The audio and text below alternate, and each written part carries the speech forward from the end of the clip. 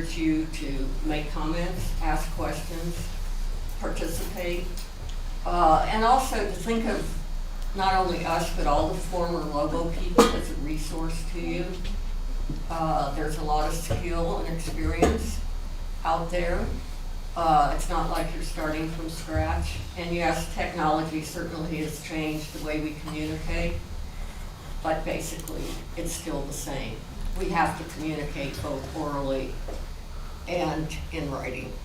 Yes? Can we maybe just do a quick round of introductions for those of us who are on Zoom? I'm sorry, what? We got a couple people on Zoom. Oh, they have questions? So maybe we could just do... Introduce them. Yeah, we could just introduce... Oh, I'm sorry. No, you're okay. No, it's fine. Okay, introduce them. Yeah, so Adrian, I don't know if we want to just start with you. Maybe? Oh no. I'm pretty sure they should be able to hear me. Is there, Gabe or Serene? is their computer voice on, or are they muted? Here, wait, sorry Serene, give us 1 second. We can't hear you. Oh, that's why. Okay, try one more time. Hello. There we go. Yeah. Okay, go for it. Hi, my name is Serene J. Pardo, and I'm a freelance reporter with Daily Lobo. I'm an archaeology major, and I guess I got really interested in journalism when I had an archaeology teacher who was also a journalist during the 80s in Egypt. So that's what I wanted to do too. Good for you. That's cool. Is there anyone else? Yeah, we got 2 more. Hi, I'm Gabriel. I'm a beat reporter and I'm a geography major, but I also have a minor in journalism, so that's my connection. I'm sorry, I couldn't understand him. He's Gabriel. He's a geography major with a minor in journalism. Oh, okay. Yeah. Do they call it journalism still or communications? I think it's It's 2 journalism separate and ones. mass communications, and then Oh, you it's choose, one title? and then you choose a focus, like multimedia or broadcast. Oh, okay. Multimedia is, Yeah, everything basically. And Adrian, were you there? If you want to introduce yourself really quick. Yeah, I was trying to get my audio to work. I'm sorry. No, you're good. I'm Adrian. I'm a freelance photographer. I'm actually majoring in art studio, double majoring, art studio and psychology. And I guess I got into working with the Daily Lobo because I love photography. So the photojournalism side really catches my attention. well, you all are a very multi-talented group. What we want to talk about today is just, more has to do with kind of legal issues of communication. Is there a course taught in the journalism department about the law of the press or something similar to that? Okay, well, you all are, those of you who are taking those courses are probably familiar with it. But anyway, I'm going to kind of give you, set the stage, and then Chuck Reynolds over here, who was directly involved in it, will talk about the details. And this involves somebody who was an editor of Lobo. I think he was an editor either in the late 50s or early 60s. I'm not really quite sure. I knew him he when I was here, but he was out of school and been out a while. His name was Mark Acuff. And Mark was from a small town in Arizona. He came out here to UNM, went to school. And if you think back of the times, the 50s were a very complacent era in this country. People just wanted to live and let live, but as the younger generation was coming up, they railed against that. And, the outcome was a lot of what you saw or heard from the 60s and 70s. And actually that generation, whose parents were the greatest generation coming out of World War II, their children are known as the greater generation because they worked for equality. That's the way, history has treated them. But anyway, Mark did a lot of things in journalism, but he ended up starting a newspaper here in New Mexico, probably in the late 60s or early 70s, called the New Mexico Independent. And there had been a New Mexico Independent somewhere in New Mexico's history, but it had shut down and he took the name. And basically, it was a one-man show. He and his wife ran it, and they used freelance writers and photographers and columnists.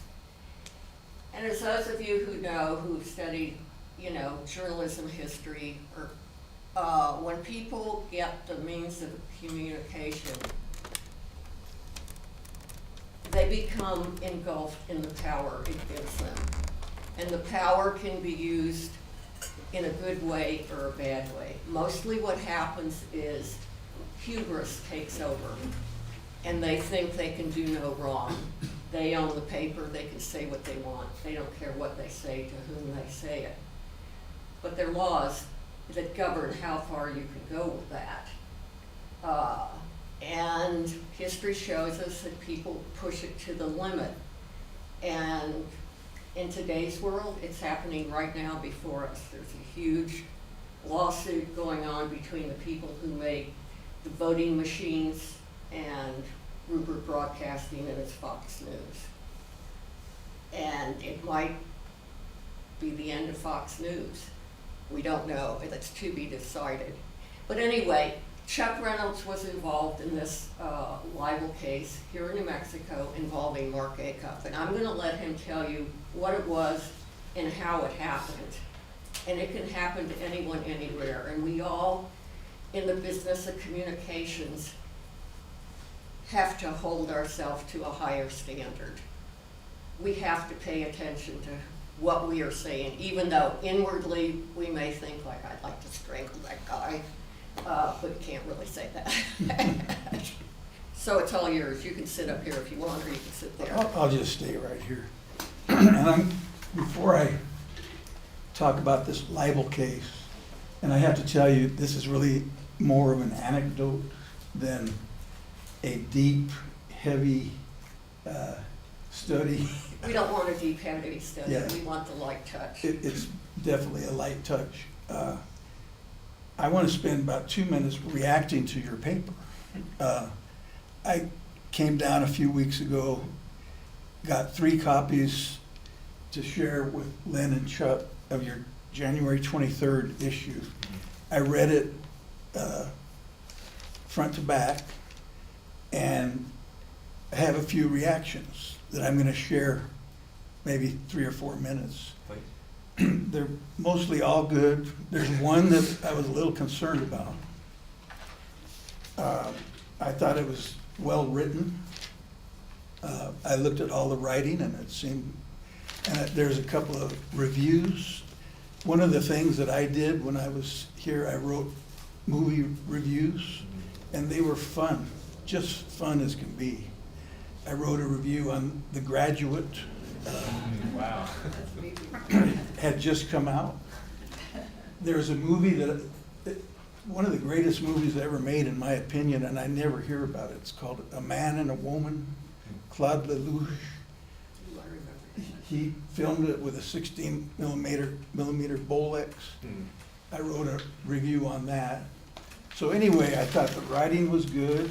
I thought it was very clean, and looking at your copy editor when I make that comment. I happen to be a pretty easygoing guy, but the Albuquerque Journal drives me crazy. It's just a pathetic disgrace. I don't like their editorial stance on anything, but it's just sad when they don't know the difference between ITS and IT''S. They literally do not know the difference between THERE and THEIR, literally. I mean, this is a major city newspaper. And so, now I found a couple things though that concerned me. And then after I looked a little more closely, they did not concern me, because I thought there was a typo on @John Snot. I thought that was a typo. So it turns out that is not a typo. Yeah. Now, I had always been told that the plural of the word bus as a mode of transportation is B-U-S-E-S. And then there's an article here that has B-U-S-S-I-N-G. That's like, Zero fare busing. And I thought, oh, I caught something, you know. Then I looked it up and I found out that's acceptable. So you guys, you passed the test. I used to be an editor of a monthly magazine here in New Mexico. It's called the New Mexico Trial Lawyers Journal. And I was a stickler about, I didn't want it to go out with mistakes. So anytime I read anything, I notice stuff like that. Something that I really enjoyed reading was your UNM land acknowledgement statement. Because I used to represent Acoma Pueblo for many years. And I saw that and I read that and it warmed my heart to see that. That's a nice statement. The one thing that concerned me, it says a single copy of the New Mexico Daily Lobo is free from newsstands. Unauthorized removal of multiple copies is considered theft and may be prosecuted. I picked up 3 copies. So I've been kind of nervous ever since. We're recording right now, so. yeah, So now, anyway, I think you guys put out a good, the one issue that I looked at, that I read cover to cover, I thought it was well done. Now, don't ask Lynn, she'll rewrite all kinds of stuff. So I was not a journalism student. I had just walked into Lobo, had a wonderful, made friends for life. Chuck and Lynn and I get together 2 or 3 times a year, and we've been doing that for 55 years. There was probably some interruption in there. and there are other people would come and go, but. Right. So I hope 55 years from now that some of you have lunch with each other. So, great friendships. And Chuck had an important role as a getter of what we now call op-eds. Oh, yeah. From his store of friends who we didn't have op-eds then, but if we had, we'd call them that. And Chuck got a lot of those. And at the end of the year, the head of the, what was your group, The honors program? the honor schools, Yeah. wrote a letter to me, thanking him, thanking me for, and the staff for being a good, well put together paper, and Chuck was a big part of that. Yeah, I made an effort to solicit these op-eds from people that were good writers and had something to say, you know. So, thank you for remembering that. And it was actually the editorial page because we didn't have an op-ed. Right. So anyway, I ended up, just to give you a little flavor of who I am, I filled out an application to join the Peace Corps, right, as I was getting ready to graduate. But I had kind of a unique situation where I was in the honors program. It's now called the Honors College, I think. It was an excellent program, wonderful program. But I had a professor from the law school who was loaned from the law school to one of the honors program classes, and he encouraged me to apply to law school. So I did. I took the LSAT and I got admitted to law school, and it was a very unique situation because it was a combined program. I was in law school and undergraduate school at the same time. But anyway, I went to law school, graduated from law school, and really not sure what I was gonna do with myself. So I had two of my law school graduate friends, they had decided to start a law firm and go open up an office on Rio Grande Boulevard, near Old Town, and they invited me to join them. So I did. And these were three people who had no idea what we were doing, and we opened up an office and people walked in the door and we tried to represent them. So that we project confidence and then go back and try to learn what it is that we had to do to help that person. And it was great. It was a wonderful experience. I got paid with a '57 Chevy pickup one time, which I wish I still had. We got paid with, because that neighborhood, Old Town, and the Duranes neighborhood, are you familiar with the Duranes neighborhood? By Mountain Road in Rio Grande. Yeah, it was To the- somewhat agricultural. I got paid with boxes, baskets of chili and corn and stuff like that. And we just sat, we opened up this office and whoever walked in the door, we tried to help them. We did divorces, some criminal work, we did quiet title suits, real estate, anything. So I'm sitting in my office and this fellow walks in by the name of Jack Cutts, K-U-T-Z. And he's carrying a copy of the New Mexico Independent. And I think he lived in the neighborhood, which is why he walked in our door.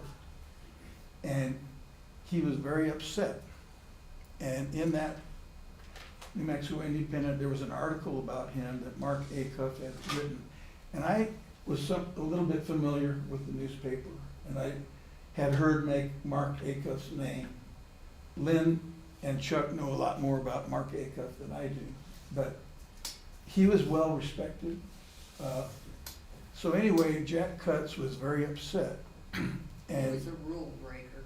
yeah, Yeah, and he was anti-journalism education. is that right? Yes. That's interesting.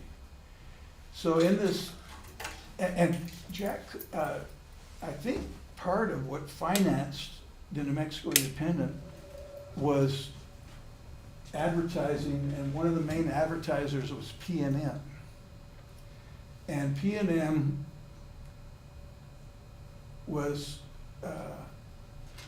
under criticism frequently from environmental groups. So anyway, Mark Acuff, no, and I have to tell you, this was a long time ago. This was sometime between 1970 and 1975, because that's when I was in that office. I do not have this file. There's aspects of this that I remember pretty vividly. Some I'm a little foggy about just because of how much time passed. So anyway, I vividly remember Jack Cutts being very upset to the point of almost crying while he was in my office. Because Mark Acuff had written an article about him and described him as a violent environmentalist. And Jack Cutts was a pacifist. He had a beard, long hair, and he was telling me, he wouldn't even step on an ant, much less be violent. And he says, I want to sue Mark Acuff. I want to sue the New Mexico Independent. I had never handled a libel case. I was young and stupid, and I figured, well, sure, let's sue the New Mexico Independent. But then and this is the part where I'm a little foggy about, but knowing me and my approach to things, I probably told Jack Cutts, well, let's see if we can get Mark Acuff to do a retraction, and Mark Acuff was describing Jack Cutts attending some meeting of environmental interests, and I don't remember that detail, but the words violent environmentalists just were like a blinking neon light. And I probably communicated with Mark Acuff to give him an opportunity to do a retraction. And he either told us to jump in a lake or he ignored us. So I went and looked up the elements of libel, you know, just to refresh my memory. And I thought, well, they're there. The one thing that I was worried about was damages, because you have to prove that somebody, that it had a detrimental effect on your reputation. And according to Jack Cutts, he said there were people that had a different attitude toward him when they read that he was a violent environmentalist. And I thought, well, maybe we can leverage that into some kind of proof of damages. So we ended up filing a lawsuit. You draft a complaint. You go down, and that, you know, the power, you were talking about the power of the press, lawyers have power too. Lawyers have the ability to draft documents, take them down to the courthouse, file a lawsuit, and something has to happen. People cannot ignore it because it's an official proceeding. And basically what happened is Mark Acuff ignored it. We served him with a complaint. We served him with discovery, if you're familiar with that term, interrogatories, request for admission, request for production. You know, we wanted to find out what basis did he have to say that Jack Cutts was violent. So and this is where it becomes evident this is more of an anecdote than anything deep, because basically Mark Acuff just ignored the lawsuit. And that made it a little easier on me as a lawyer presenting a case, because he defaulted. And we tried to communicate with him. Then when you have a default hearing in front of the judge, you have to put on some evidence. Because we had asked, and there was a time, Chuck, if you recall, you're not allowed to put a dollar amount in your prayer for relief. And I can't remember if we did that or not. That might have predated that rule. But my foggy memory is that we asked for a few $1,000s. And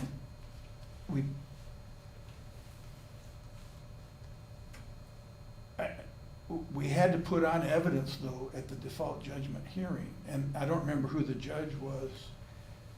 And I think the judge was just, when you have a default judgment hearing, they don't want to spend a lot of time on that.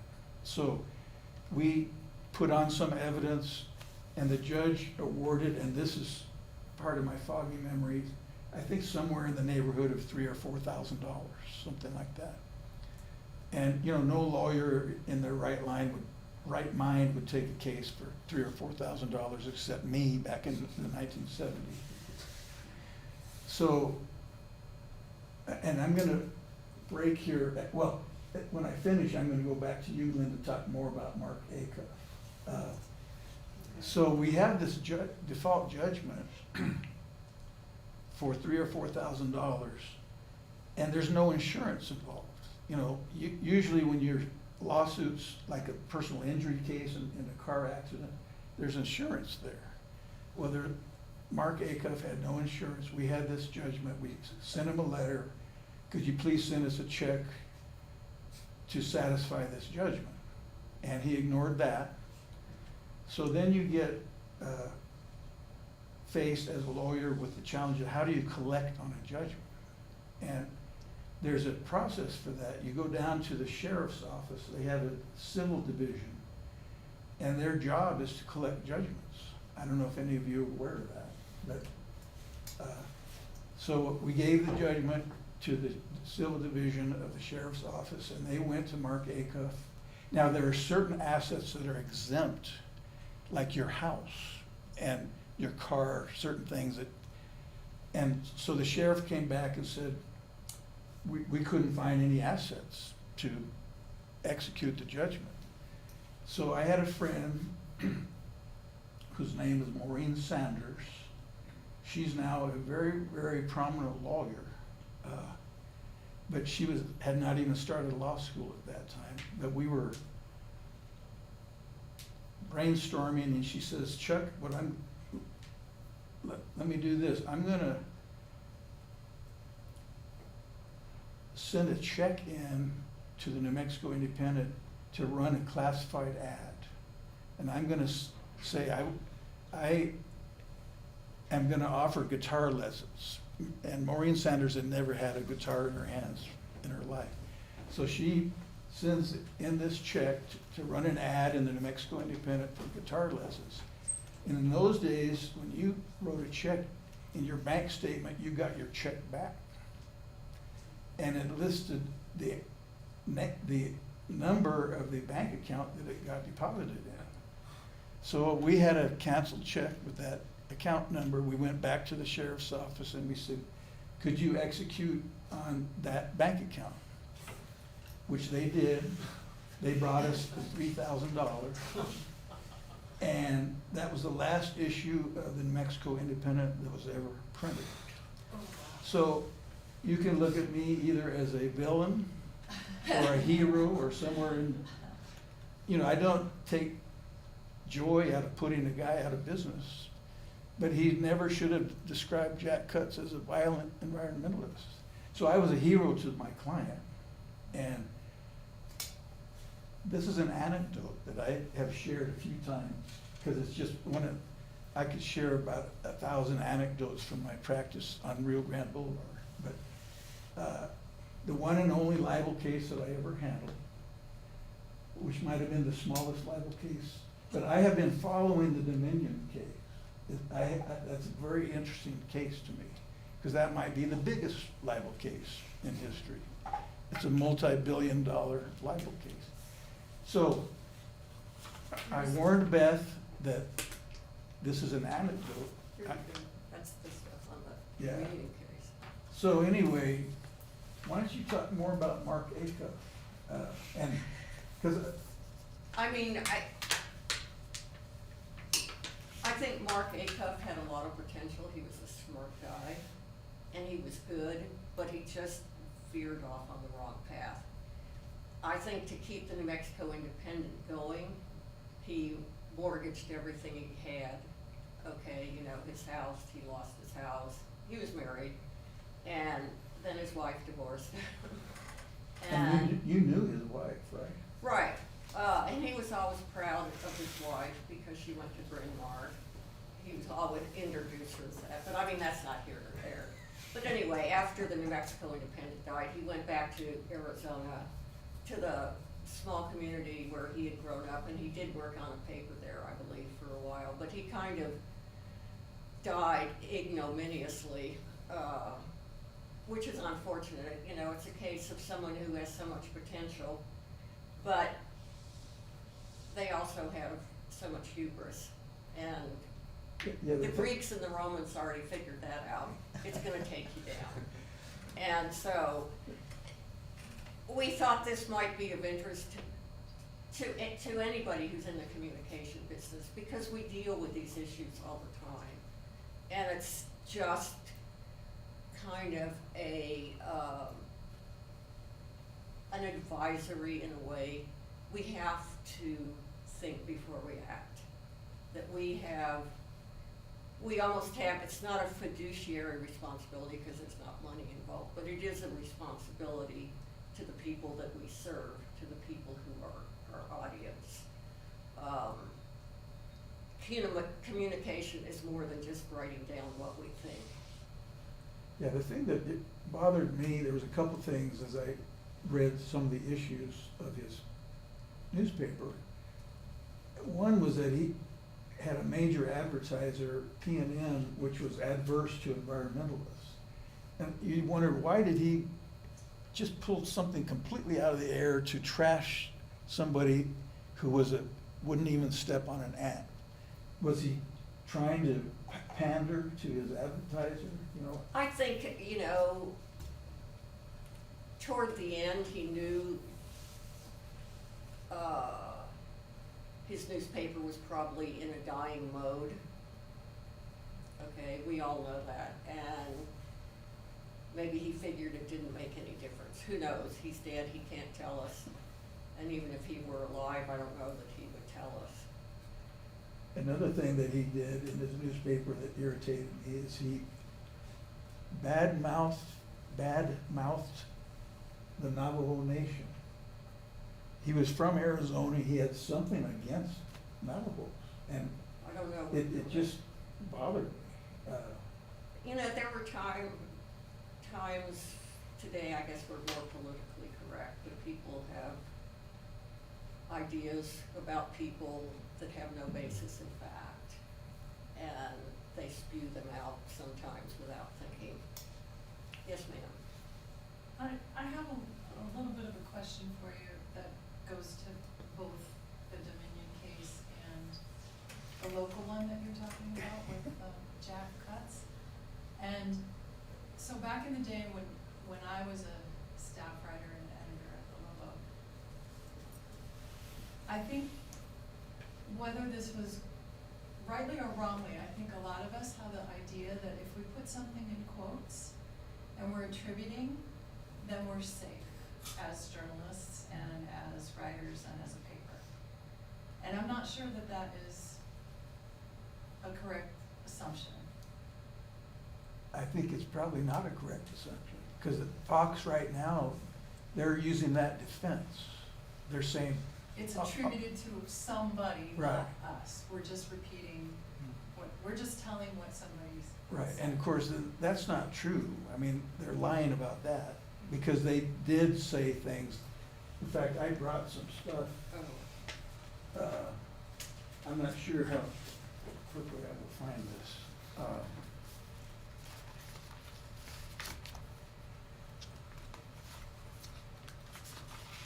Let's see, what did they say?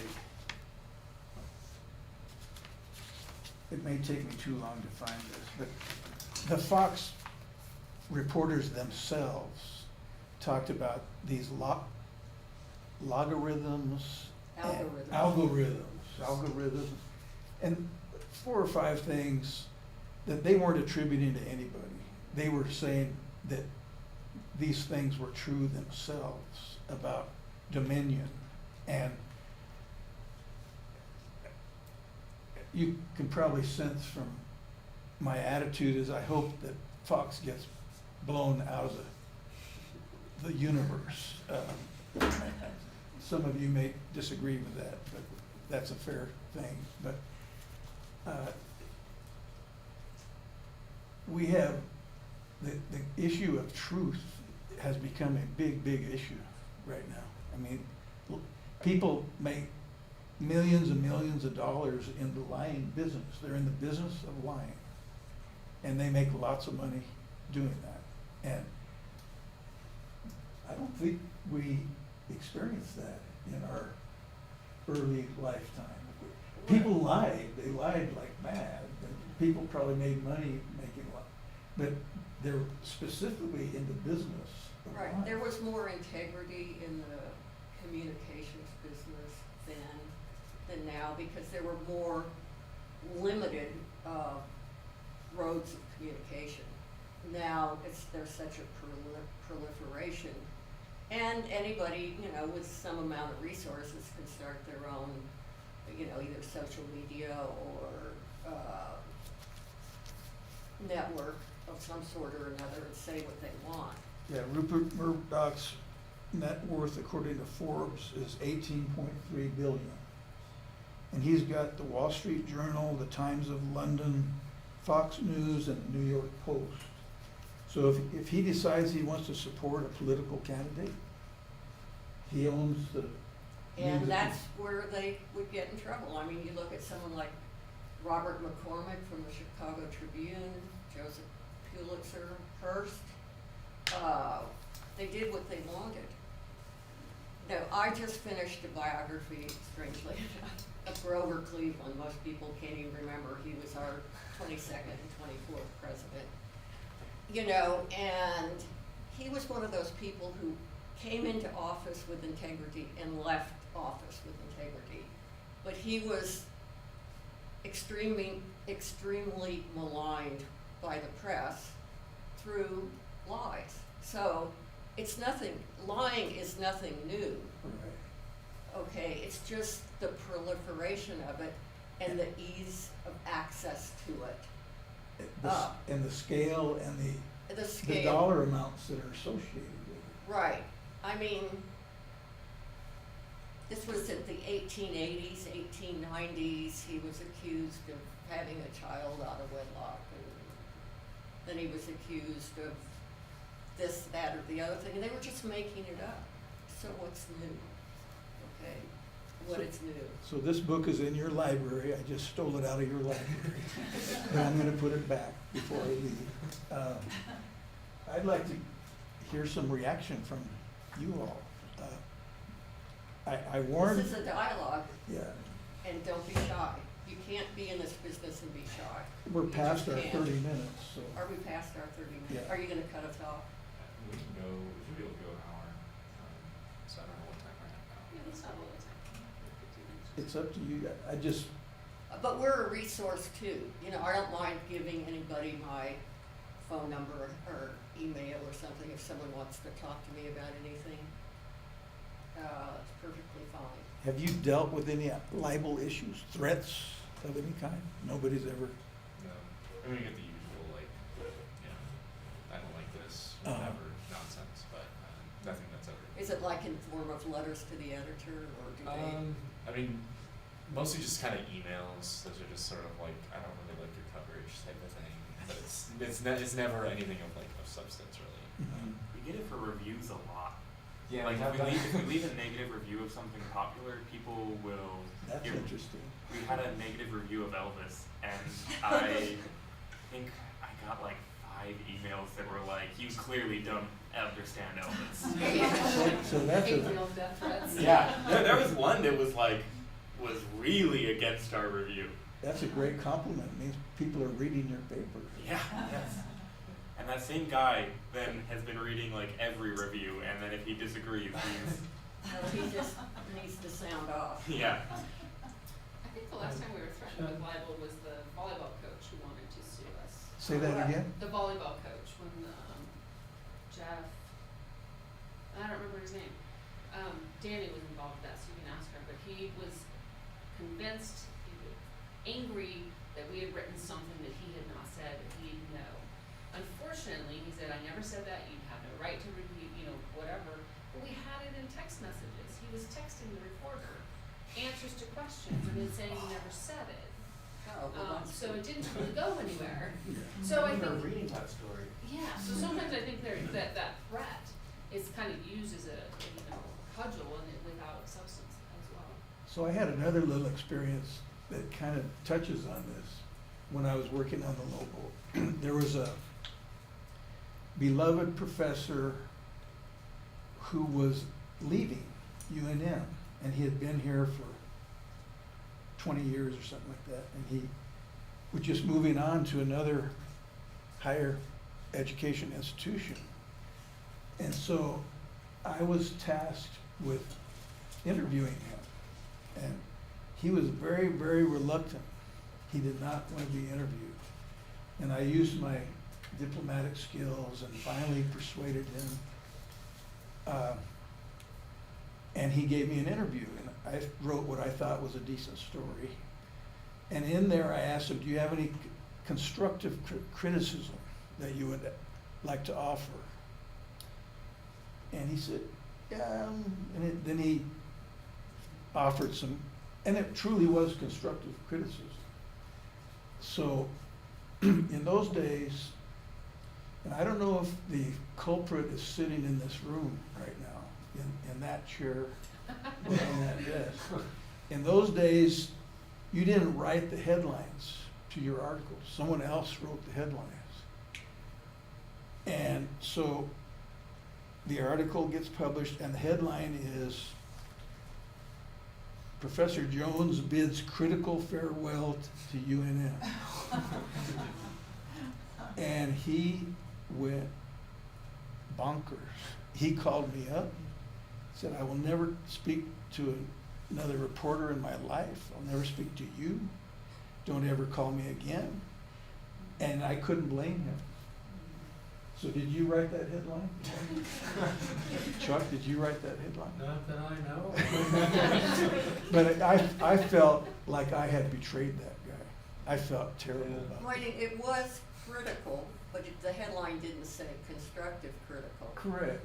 And because it probably wouldn't have fit. the headline was exactly accurate because he had offered constructive criticism, but the context of it was very, very, it angered him a lot, and I didn't blame him. So don't ever write a headline like that, okay? Whoever writes headlines. I'm thinking that, around that time, the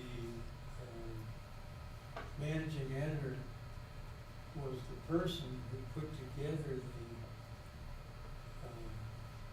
The layout, paper. the layout, The layout. And she had other he or she had other people Yeah, writing or headlines. somebody who was sitting around the slot. Right. I don't know if you ever heard about the slot, but that was the copy desk, as we knew it. And somebody wrote it. It wasn't me. okay. I believe you, We all wrote so many headlines that who would remember? of course. I remember writing the headline, Walt Disney is dead. Yeah. But, you know, back to Beth's comment, it's pretty clear that the big lobby case turns on whether the people who quoted other people knew that that wasn't true. Right. That's the big. And a lot of those folks have been deposed. And Yeah. supposedly in their deposition, they're saying, oh, I never believed it for a minute. Never believed it for a Yeah. minute. Yes. Yeah. So, I should have read up on the cases, but, is Fox presenting a defense, to your knowledge, that they're simply giving people What they want What- to hear. what someone said in a public forum? That's part of their defense, yes. That they're just simply reporting the news of what the And people in the the event problem or with that whatever defense were is that saying, that's right? not what they did. Yeah. And actually, didn't someone like Sean Hannity say, I knew what I was saying wasn't true? Yeah, Yeah. I think they In could have his problems. deposition? They could have problems, yeah. I Um, hope they do. I don't know that those news outlets will go away, but it'll certainly, cause pause. So, Yes. when I handled did somebody have a hand up? Oh, yeah, I Go was just ahead. curious, like, if there's sort of like a precedent for libel cases, in the sense of like, if a libel case gets to the courts, is it just kind of like, it's just a libel case? Or is it like a little bit more serious? Like, if someone manages to get that far, is it like kind of a weighty thing that happens? Or do these just sort of, is there like, a million libel cases that get filed and it's always just sort of like, whatever? Yeah, the way the process works, first of all, let me back up a minute. Yeah. You probably have heard of New York Times versus Sullivan. Anybody ever heard of that case? Nobody? Yeah, she has. Oh, good for you. Good. That was a 1964 case where there was an ad run in an Alabama newspaper supporting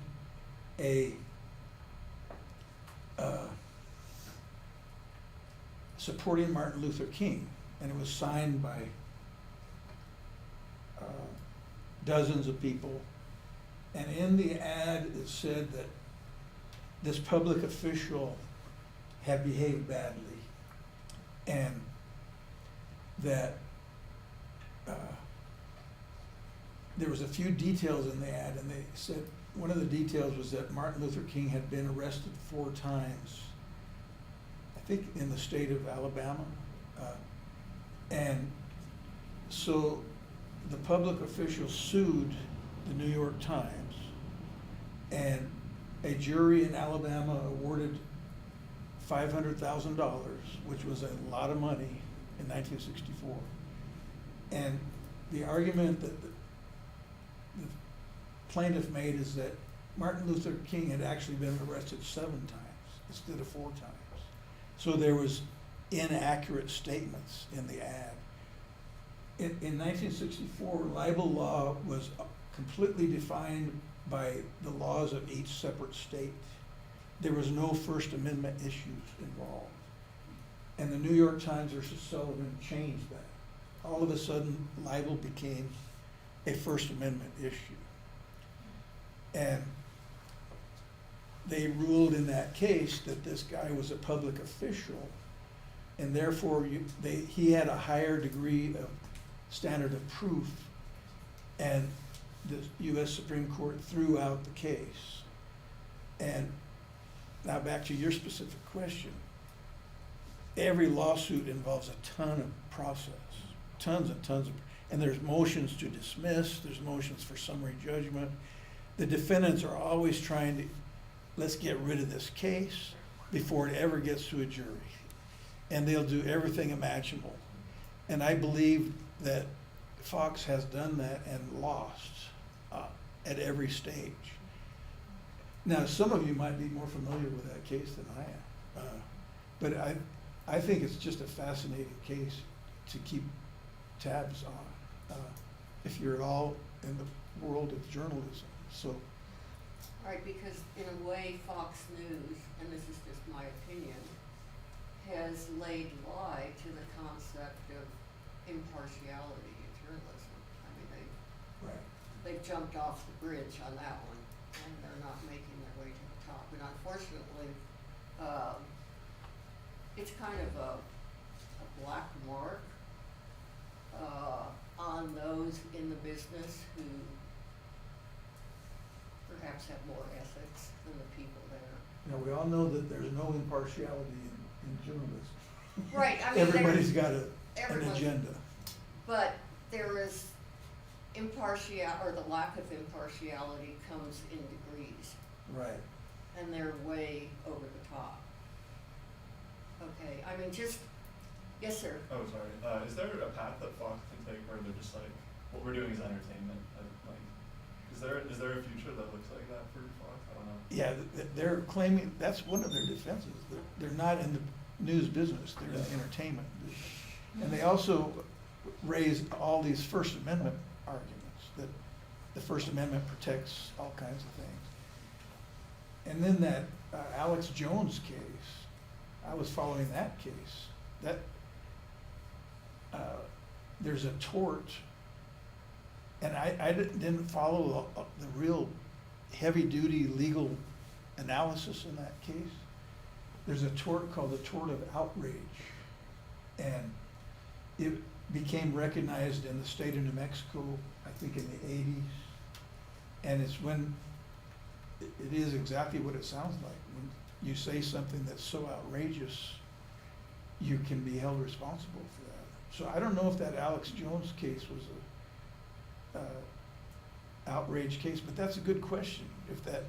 If you're really in the entertainment business and not in the news business. Yes, sir, yes. Have you seen any like liable things happen with like photos that people have taken? Well, Like, we have someone this got deep mad. fake issue. There's so much you could do with Photoshop. That's a good question. Photo libel, that'd be a real good topic for a workshop. There probably has been. I know that there used to be, during the Obama administration, there was, you take a photograph and it captures 1/32 of a second or whatever the fraction is.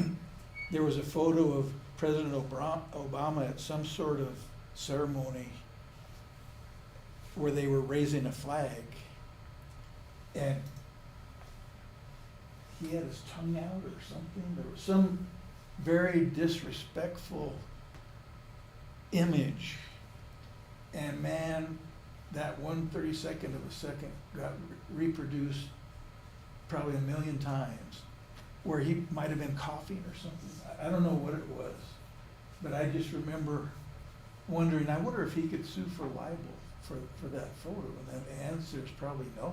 Well, also, there was kind of an unspoken rule, or rules, or standards among the press corps, photographic or written, where there were certain things you didn't publish. Okay, I don't know, there was nothing in writing, it was just unspoken. Right. I mean, you think back to all of the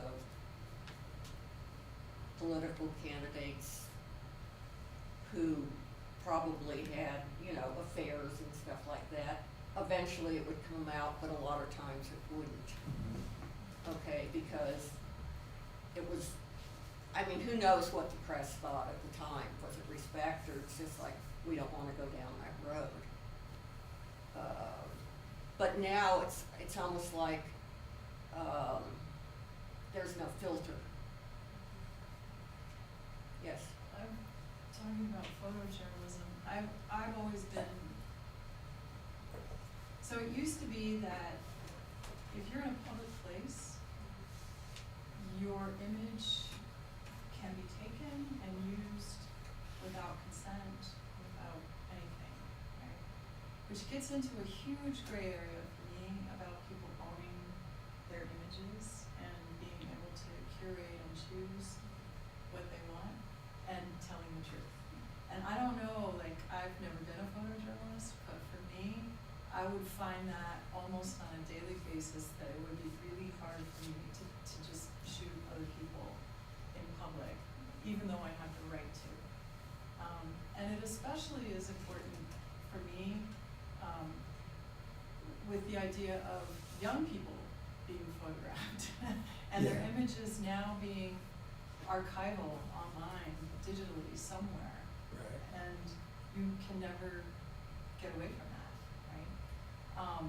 And so even on Facebook, I think at some point when my kids were around 8, I decided to take everything off of my social media accounts about them, because I felt like they have the right to curate their own persona electronically instead of me suddenly now doing this for them as they get older.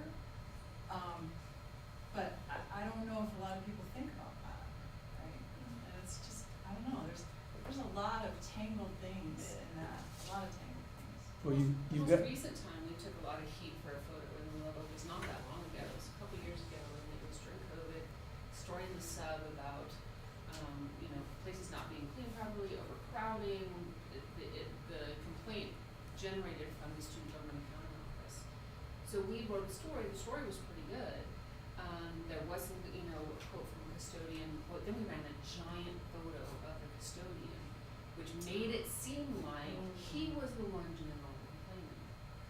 So in a space other than maybe even here, the university, he could have easily been fired for it, because it really looked like he was the one. But it caused a bit of trouble. You can imagine. So sometimes, and he posed for the photo. He had no idea. Right, he didn't know how you were gonna use it, or He what didn't it was know, gonna go right, in. right. So it was a little bit. So as journalists, do we have a responsibility when we're taking photos of people to tell them how it will be used? I don't know that necessarily. To some degree, yes. I think to illustrate, if we're illustrating this story and using a photo that's not related, that can be problematic. That's a huge gray area. Yeah. And these days, it's so easy to take a photo without anyone being aware of it. Before, you would have obviously a camera. Mm-hmm. now, it could even be a good quality photo. Oh, yeah, oh, yeah.